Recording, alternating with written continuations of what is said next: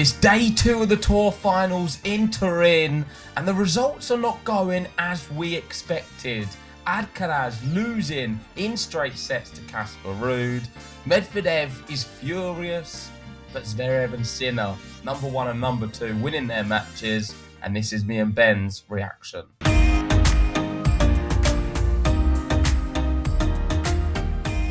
That's right, it is round 1 done in the books, and we've had some surprises, I'd say. The biggest notable one, it is on day 2. Carlos Alcaraz loses in straight sets to Casper Ruud, former finalist at the Tour Finals, and the person in the worst form coming in to the Tour Finals against somebody who's had an incredible season. But there were some excuses that were being thrown around as well, and I think both of the players on the court knew that Carlos wasn't really at his best. So, doesn't change the result though. Casper Ruud won in straight sets and very convincing first set, 6-1. How often do you see Carlos Alcaraz get breadsticked, especially on a hard court as well? I thought it was a really good performance by Casper Ruud, and he just did everything that he had to, really. Nothing more, nothing less. Just got the job done, and I think he'll be very happy with probably the biggest hard court win of his career. So well done to him. He came down from a 2-5 in set 2 as well. 5 consecutive games. Pretty impressive. Well, Ruud 2 years ago got to the final here, and he's someone who can end the season strong. We've seen over the years he's not bad on hard courts as well. Just been in terrible form coming into this event where you wasn't expecting anything from him. But one thing we would expect from Alcaraz is for him to end the year badly, because every single season he's been around, which hasn't been that many now on the top level, he's never done well at the Tour Finals, and he's not produced so many good results. We've seen him at Paris, he's always been a bit wobbly as well. And for me, it comes down to one thing and one thing only. He struggles with a tennis calendar in its entirety. The movement from the hard courts to the clay, to the hard courts to the grass, to the hard courts to the clay, sitting this year with the Olympics, and then back to the hard courts. And that the last little spell, even really looking at the Olympics against Djokovic, he's not physically there to play a duration of a season. And what I would put that down to is the amount of matches he plays outside the tennis calendar. Exhibitions. He's always there. He plays every exhibition there is. He played Nadal in an exhibition. What was all that about? Then went to the Six Kings. He's there for the Laver Cup. Whatever it is, he's going to be there. He's purely doing it for the money. He's motivated by that. Nothing wrong with it at all. I'm a big Alcaraz fan. He likes putting on a show to the crowd. So I think in an exhibition format, he's able to express himself and do that different kind of stuff, which isn't in a competitive environment like an ATP match. But he plays too many matches. And by doing so, you're going to see results like this. And he said, I'm mentally tired. The schedule throughout the year is really tight. Many matches, only a few days off. You finish one swing, and after 2 to 3 days off, you go to the other tournaments in other parts of the world. You've got to remember as well, because of how good he is, he's getting to the back end events every single week as well. Yep. So it's so tough to just keep going from place to place. You then add another element to it. So the changing of surfaces, him going all over the world to play exhibitions, which is not going to help his schedule, definitely. You add the ball element, and everyone's speaking about it right now. And I'm no tennis player, so it's really difficult for me to pass judgment on the balls and the different brands and what they're using. But the consensus is, and this is all the players, the balls now are cheaper balls. It causes more injuries, and it's difficult to adjust to the different balls every tournament. And from doing so, you're unable to hit through the ball and hit more winners. It's more of a monotonous game where the ball just keeps coming back. It's a little bit slow, a bit passive. And I feel that is not going to help someone like a Carlos Alcaraz. Exactly. You've got Zverev here. He's obviously spoken out about it, given his view about the tennis balls these days as well. It's been one of the big subjects throughout the whole year. I think that it is something that needs to be addressed. It's something that they need to just make sure that they have. I think that they were talking about one ball per surface or something like that. If they could just come to an agreement on something like that, that would really help the players. And I think it would cause less injuries and they would get more consistency as well, because you can't just keep changing. Imagine if they had to change the racket every time, different racket every set. That's not going to happen, is it? You can't just keep changing the instruments you're using to produce your best tennis. And tennis ball is one of the main things for tennis players. You get used to playing with something and you get better playing with certain things on certain surfaces. So just constantly changing it and having different ones, it's not a good look. I don't think that affected Carlos Alcaraz in today's performance, though. I think he was just sick. He said a few days before coming here, I got sick at home. The days I was practicing here, I was feeling okay. Obviously, in the matches, it's different. Today, I didn't feel well. This morning, I felt uncomfortable in the stomach, as he calls it. But, he said he doesn't want to give excuses, but even Ruud said it. He said, we've seen Carlos play better, but I took my chances. I kind of knew he was dealing with a bit of a cold. He wasn't 100%. I knew that, but it's not easy because sometimes you stress yourself, but I was able to keep it together. And yeah, he was still playing a good Carlos Alcaraz, but when you're not at your top level, and like you were saying, he's played so much tennis. That's why he's getting sick as well. His body is he's not physically at his 100%. He's trying to really burn the candle at both ends all the time, and I think the crowds want to see him play, though, don't they? All these exhibitions, they're going to watch him.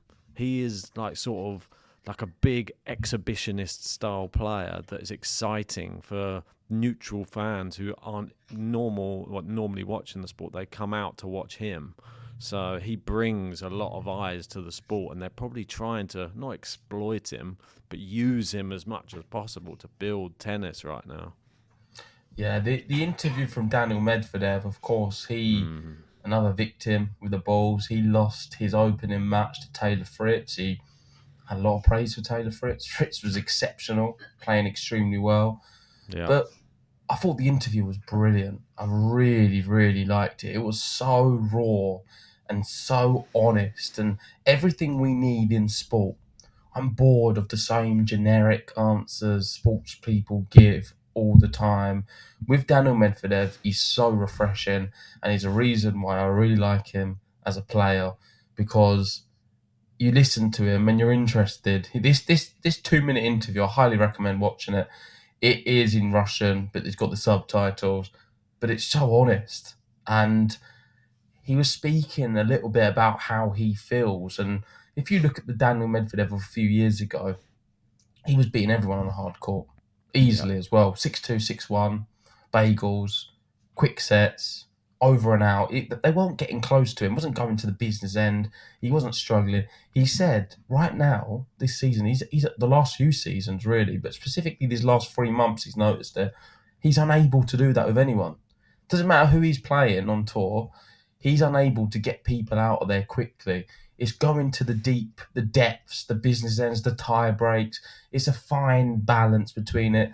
And what he said, a lot of that is down to is the balls and the fact that with these conditions, he's no longer able to just hit loads of winners past players unless you have a power like a Sinner or Alcaraz. If you're not a Sinner or Alcaraz, what it's going to go down to is extremely fine margins, a lot of rallying, a bit of boring play, as like he's saying, and it's whoever has the mental fortitude to outlast it, because all of the other players are at a similar kind of level in terms of the way they can play. And if the balls are not going to aid you in a sense that you can really hit some good winners and play tactical tennis, he said the tactical element of tennis has sort of been taken away. And it's purely about rallying the ball, who can stay in it, who can hit the one last shot, but it's very tight, not much in it. And the sport is heading in a bit of a sour direction. That's kind of his view on things. Of course, he's just lost. He's going to be a bit hurt. You could put it down to the fact that maybe all the other players have improved so much. He's maybe stayed still, and he's not been able to change his game like some other people have. But despite that, I do see an element of truth in what he's saying. I don't think it's just a case of him being a bad loser. I feel that the fire inside of him's burnt out a little bit. I personally think he's lost his love for playing tennis. And through that, if you don't have that, you're going to struggle. Yeah, I mean, I think he did suffer some sort of injury this year, which maybe he's not recovered from fully as well. But I feel like with him, it is all about the mental. If he's not there up top, then you saw what happened in his match against Fritz. He completely capitulated, and you got to see some of the classic Daniil antics. I mean, look, he's returning serve like this. I mean, he's holding the wrong end of the racket. He threw his racket up in the air. He smashed a microphone. He's doing all of this because he's obviously not happy. No, it's not because he's not happy. It's because he's bored. He's doing it because he's bored. He's mentally tired from playing tennis. When like someone like him, he's played so many matches over the last few years, and what the big three did, they've spoilt us and think that's the norm. It's not the norm. Players who play that excessive amount at the highest level comes a level of burnout. We've seen it with all of them, apart from the big players. Even Andy Murray to an extent. You can't maintain the top level for too long. And beyond that, it's so tough to keep going week in, week out at different tournaments in different conditions to keep it interesting. His style of play as well, if you think about it, it relies on the long rallies and just sort of slogging it out with a player and waiting for them to hit one mistake more than him. And it is mentally so draining on you. I feel he does all these different weird things just to try and add a little bit of interest or spice to it, to keep his brain ticking over. I'm a massive tennis fan. I've been playing tennis myself since I was a kid. But I've noticed as well sometimes if I play an excessive amount of tennis, say in a 4 or 5 month period when I'm playing 3 or 4 times a week for a long time, it does come a point where I can't be bothered to hit any more balls. I'm not no professional. I'm not playing at a top level, but it is that type of game where you're on the same court doing the same thing, and it is extremely tough because you're on your own. You're not there with a teammate. You've got coaching stuff. You're there on your own, and to keep your brain constantly going is tough. Medvedev is struggling with it. I've got like another sort of opinion, which it's just a sort of idea I'm going to float out there. And feel free at home if you agree or disagree with this. But Daniil was always the player on tour. Like we spoke about it so often over the last few years. He was at one point the best hardcourt player in the world, and that was his adage on the tour. It was like Daniil, the best hardcourt player on the tour. He has now lost to Jannik Sinner. I think it is how many hardcourt matches in a row has he lost to him now? 1, 2, 3, 4, 5, 6. I think it's 7 hardcourt matches in a row to Jannik Sinner. And I think that now that Jannik Sinner's taken over as the best hardcourt player in the world, I feel like he's even more lost because that was sort of his stamp on the tour. He had that because he would dominate at the back end of the year and he was always so good. Now, you can add also that against Jannik Sinner, the start of the year, Australian Open, 2 sets up, losing again. It's happened against Nadal, happened against Sinner. All of these things will take his toll. But I think this is a wider issue for him in tennis. Maybe. I mean, you obviously see it comes out in some of the worst ways. And obviously you saw the meltdown. He threw his racket across the court. He smashed a microphone, this type of thing, throwing his racket in the air, dropping it. He got a point deduction in this match as well. That was for the microphone, yeah. Yeah, it sort of took away a little bit, which I thought was quite sad. It took away from Taylor Fritz because I thought Taylor Fritz actually played fantastically well. He's had a great season. Yeah, perfect performance from him. Yeah. But for me, it's the same problem. It's a group stage. He's really good in group stages. He's really good in first rounds and second rounds. He's really good against players what aren't named Sinner, Alcaraz or Djokovic. He's really good against this kind of field. He's really good against Zverev. Not bad against him at all. However, the problem with Taylor Fritz is, if it's on the line, if he's in a final of some importance, he's going to lose. And that's the issue with him. He is fantastic and he's getting better and better. Maybe it will take this tournament to turn the corner. I said it in the preview before we did the thing.